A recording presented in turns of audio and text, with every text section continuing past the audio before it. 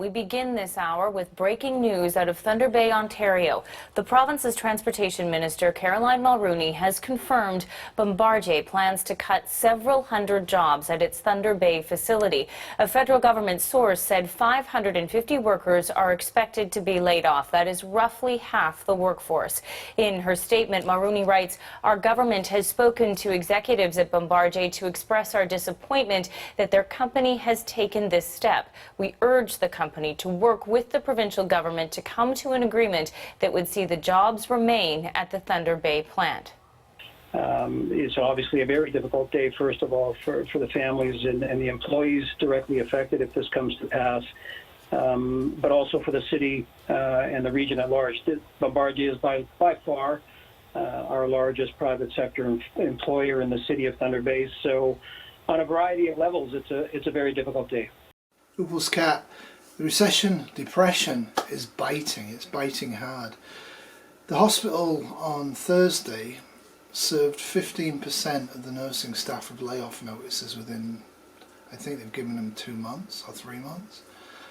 And that results in what we call bumping. So if your unit's been shut, and we have shut a few units, and you have seniority, you can take somebody else's job that's got less seniority than you, who hasn't lost their job, and so on and so forth. So it's a terrible process. It goes bumpity, bumpity, bumpity, bumpity, bumpity, bumpity, bump.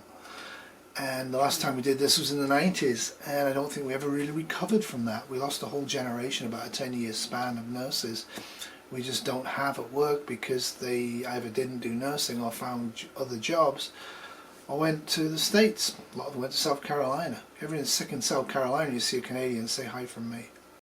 But yeah, I think we're all trying to make best of this, and we're trying to look at this as like this is a temporary thing. And we're all getting very used to seeing these huge lineups of people trying to get work, and the governments are going on about trying to help out and all the rest of it. But you know, when a community loses half its workforce, because Thunder Bay is also going to lose probably 15 to 20% of its nursing staff, right? Good middle income people lose jobs. It has a real huge knock-on effect. Of course, Australia is also experiencing layoffs, and we've also experienced other layoffs in my local area. Nissan's basically shutting down. Yeah, so Nissan's the latest car manufacturer in Ontario to close down. They're only closing off half the workforce at the moment. The cars that are being sold, there's not that many, tend to be foreign made, like Japanese made. People really are going for the deals, and because they've got a stronger economy, they're able to actually self-finance leasing and lending terms much better than the American automobiles are able to do at the moment, at least. And on top of that, remember, we have this trade war still roaring between America and China. And China made a move today that's going to have a huge knock-on effect. Crisis-hit automaker Nissan Motors will lay off 12,500 staff globally. This comes after the company flagged a steep drop in profit. Nissan announced a net profit plunged nearly 95% in the first quarter. Big W is pushing ahead with its major cost cutting, announcing the first 3 stores that will be shut, and they are all in Sydney's west. Reporter Sophie Walsh is at Auburn for us now. Sophie, just how many jobs are on the line here? Well, hundreds, Deb. The stores affected, Auburn, Fairfield, as well as Chullora. The Wall Street Journal reports that a Chinese tech company is planning to lay off hundreds of workers at its U.S. operations. This move coming amid the U.S. blacklisting the company on the ongoing trade dispute with China. Fox's Jillian Turner reports. Chinese telecoms giant Huawei, the world's leading equipment supplier and #2 smartphone manufacturer, is set to lay off hundreds of employees here in the United States, according to the Wall Street Journal. These layoffs are expected to hit workers in Texas, California, and Washington the hardest, though Huawei has R&D labs spread out across the entire country. Sources say some employees have already been notified of their termination and that many others will be notified imminently. The move comes amid deepening trade tensions between the U.S. and its primary technology competitor, that's China, and follows on the heels of the U.S. Commerce Department putting Huawei on the nefarious entities list in May. Experts told Fox News' Sunday Morning Futures the trade relationship has reached a tipping point. We share the same values as you, that every time we fight and they crack us down, we are reminding the world that China is not to be trusted. The Trump administration has flagged Huawei gear as a national security risk, saying it works hand in glove with the Chinese government to spy on the United States. Huawei, though, insists it operates wholly independently and has no government ties. We should say we are opposed to our presence to the American blacklist because this decision had no basis in fact. It's unsubstantiated. This decision is actually harmful for many sides, including many American companies. Yeah, they don't seem to be able to work together to fix the economy, that's for sure. One of the things the federal government and the provincial government announced is this massive mitigation project for Toronto. They're actually going to build massive storm drains. I guess the more paranoid would claim they're actually going to be bunkers for the elite, but I think they actually are storm drains. For anyone traveling along the Bloor Viaduct, either here on the surface or on the subway underneath, there's a bit of a mystery in the valley down below. Have a look and you'll see a giant hole in the ground. As it turns out, it's one of the largest underground infrastructure projects in the country. Yeah, let's see what they're talking about. At 20 meters wide and 55 meters deep, you might think a meteor plummeted into the Don Valley, creating a giant chasm. But no, it's man-made, the start of something massive below the city.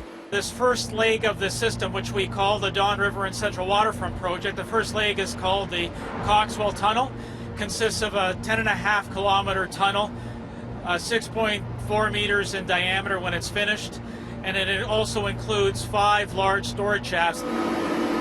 This is one of the stormwater storage shafts being built, not far from the Don River. Rocks and dirt being dug out from the bottom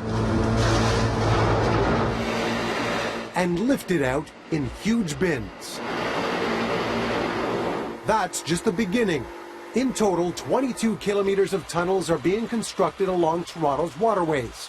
They're to keep sewage and stormwater from overflowing into the Don River, Taylor Massey Creek, and Inner Harbor. Those sewers carry a mixture of sewage as well as stormwater.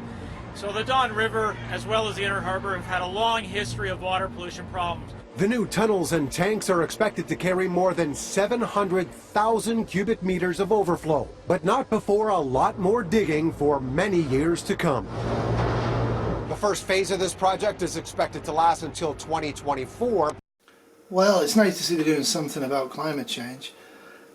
And it's nice that some construction jobs are being held up in this recession, but frankly, I think they should be more focusing on the middle class. I really do think that the huge layoffs that they're doing in nursing, it's a big issue. There's about 125,000 nurses, and as far as we can tell, about 15 to 25,000 have been served layoff notices over the last 2 to 3 weeks. It's going to have a massive impact, both in the ability to provide hospital services that are already in a terribly defunded state here, and with the ability of people like myself to actually spend cash to help keep the economy going during this depression. I mean, how this is all going to play out will be interesting to see.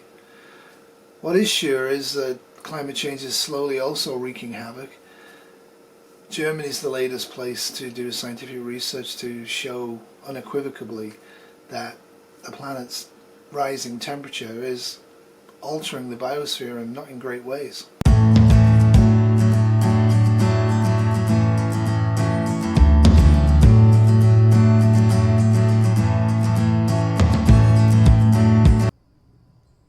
Also die Rinde ist schon weg, ne? Der Baum ist jetzt hier schon tot, der Specht, der Baum wird ja schon von Käfern besiedelt, Käferlarven sind hier drin. Wenn es zu dramatischen Entwicklungen kommt, es hat 2015 begonnen mit absterbenden Bäumen, absterbenden Waldteilen, und nach dem Hitzesommer 2018 hat sich das nochmal dramatisch ausgeweitet, auch auf viele Landesteile in Deutschland. Die tieferen Lagen, die wärmeren Lagen sind betroffen, und nicht nur die Nadelwälder, die an so ein Klima nicht so gut angepasst sind. Also die Kiefer und die Fichte mögen eher kühleres Klima. Wir bewegen uns ja eher in ein heißes Klima. Of course, when a government's threatened, it tends to lash out, and we're still waiting to see what China's going to do about Taiwan and Hong Kong. Meanwhile, the Chinese economy is not doing that bad. Their infrastructure projects, they've been pushing them, and they're just putting on a new train service, and I'll show you that one. It's just a good comparison. Like, our train companies are all shutting down and our manufacturers are all shutting down. China's forging ahead. So when the recession and depression ends, Chinese businesses are going to be in a way better position thanks to their government funding to re-enter the world market than ours are, that's for sure. It's just a mess. They really need to figure out how to reflate the economy and get things going, but they're not doing that. And of course the other drama war in the south of America is Venezuela. Venezuela again is claiming that the United States has used an EMP type weapon on Venezuela.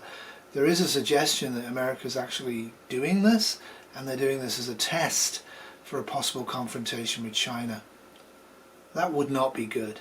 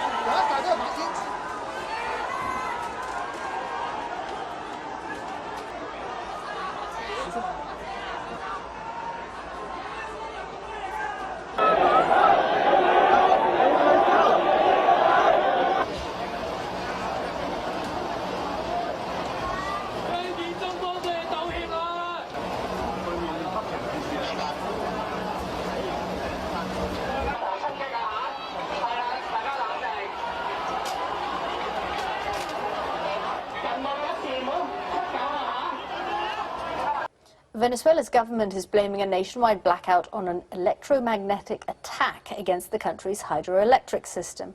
At least 14 states lost power on Monday, including the capital, Caracas. In March, the country suffered a series of blackouts that left millions of people without running water and telecommunications. Well, that's it for me this week. I didn't get laid off, nor did Kitty. I mean, she's like the second senior part-timer in the whole place. And what we're doing is we're redeploying staff to cover massive gaps, to make small gaps everywhere rather than small gaps and big gaps. It's just horrible. I mean, I just wish I could retire, and yet with the pensions and stuff and the stock market collapse, maybe my pension's not going to do so well. And the housing price has collapsed as well. In the middle of all this, we're trying to build a retirement home. It's going to be an interesting couple of months, that's for sure. This could go on longer than that. I hope it doesn't. So wherever you are, stay safe, keep cheerful, try to keep out of debt, and keep monitoring the situation around the world. It's pretty unstable everywhere, to be honest. The big riots that America and Canadian cities were having a few weeks ago seem to have stopped, and that's a good thing because there's not much mileage in smashing up everything. And it's also been probably too hot. Once the temperature gets above a certain temperature, you know, we don't really like to be on the streets rioting. It's too hot for that, right? Anyway, people are doing gentler, quieter things. Libraries are booming. Everybody's hitting libraries right now. Anyway, take care. Hopefully I'll see you next week or the week after. I think I might head out north and kayak for a while because I need to get rid of some of the stress. Toodles.